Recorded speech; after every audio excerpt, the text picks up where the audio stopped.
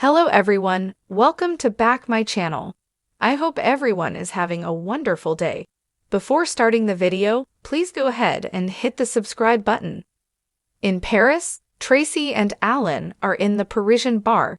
She asks what or who he's looking for. Alan just wonders if Martin had come there before the night he met Ashley there. He wonders if he was a regular, and if someone might think he's his late brother. He's not sure what that would look like. Traci warns what he finds out could be worse than what he already knows. Alan worries that someone is owed an apology. Traci reminds him he's not his brother and urges him to forgive himself. Traci wonders if this will give him peace of mind. Alan goes on about Martin being so sick, he didn't know how bad it was. Traci thinks he needs to stop torturing himself. Alan has to wonder what Martin's endgame was, what he put Ashley through. He hates that. There was a time they shared everything. Traci can't imagine what he's going through, but is happy to listen. It's the least she can do after all he's done for Ashley. Alan gushes about how deeply kind Traci is, and tells her he's not sure he can forgive himself or Martin.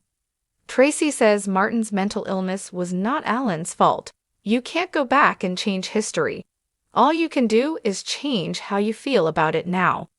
They go over him witnessing his brother's death. She points out that grieving is a process. Alan knows she's right.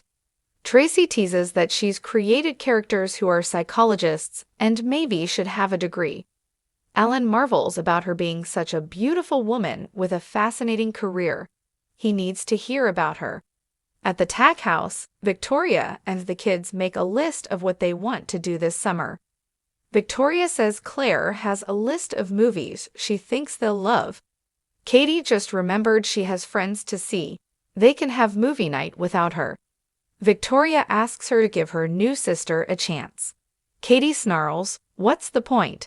She questions why Claire has to live there. Isn't she a nanny for the Abbotts? Couldn't she live with them? At the ranch, Victor tells Nick he and Nikki are very proud of the man he's become. Nikki echoes this sentiment. Nick thanks his parents.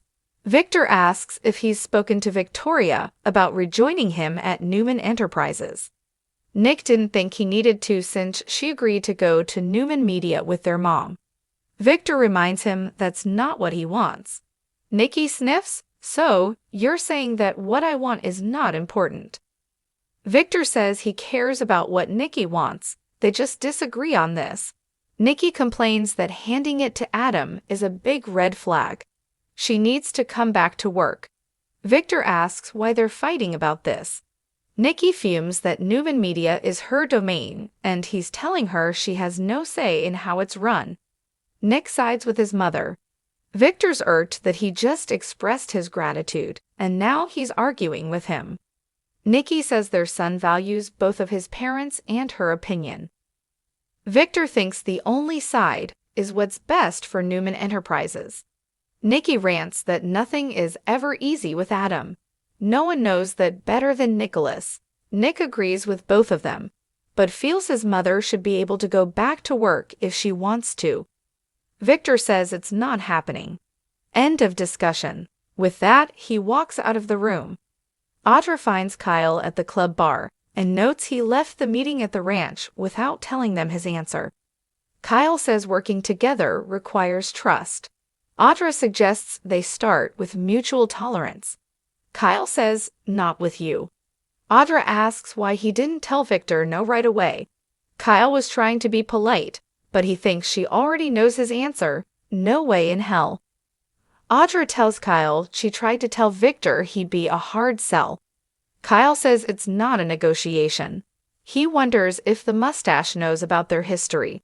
What makes him think they should team up? Audra feels it doesn't matter. She knows a good opportunity when she sees it. Kyle thinks this is all about money and a power grab for her. Audra counters that only someone born into it would make it sound so petty. She tells him this would be their own company to run as they see fit. Won't you even consider it? Kyle wants to know what she's up to. Audra insists she has no agenda and says Victor implied he's not happy and might be open to opportunity. Kyle doesn't want to go from bad to worse. Audra says they could dominate at Glissade. Victor promised to be a silent partner and expressed great faith in him. Most importantly, that's not a man you want to say no to. Kyle wouldn't be turning down working with him, he'd be saying no to working with her. Is he supposed to erase all the double dealings she pulled on him? She argues they pulled things on each other. Audra asks what she can do to change his mind as Diane walks in. She finds it interesting that they have their heads together and asks, "What's this all about?"